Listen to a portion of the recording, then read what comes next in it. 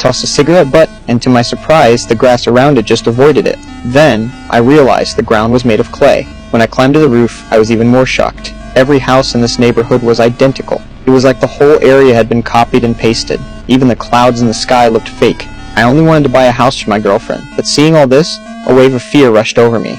I quickly grabbed my girlfriend and we decided to leave. We drove for what felt like forever, but somehow kept returning to the same model house, number 9. As night fell and the fuel ran low, we reached number 9 again. We had no choice but to go back inside. To our surprise, the fridge had champagne and fruit, but the strawberries tasted like wax, no flavor at all. We didn't care, ate what we could, and rested for the night. The next day, we decided to leave on foot, avoiding any turns. We walked toward the sun. We walked until the sun set, but still hadn't left the neighborhood. Just as we were about to give up, my girlfriend noticed a light coming from a house. She rushed inside, thinking there were others here. But when she entered, the table was filled with the food we ate last night. We were back to square one. The only difference? There was a box at the gate, filled with supplies and food. I felt like I was being toyed with. To make them stop this game, I decided to take action. I set fire to house number 9. Hoped this would draw out whoever was behind this, but by the time the house turned to ashes, we still hadn't seen anyone. Exhausted, we fell asleep.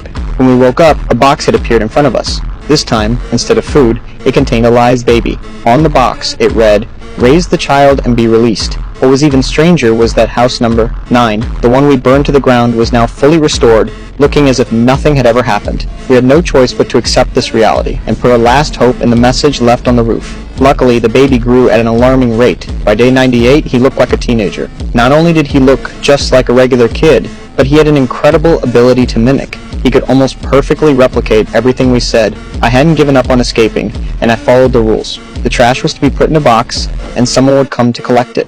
I sat there, staring at the box, waiting for the collector to show up, but it always disappeared when I wasn't looking. Finally, I came up with a plan. Since this world was fake, the answer must lie underground. I began digging.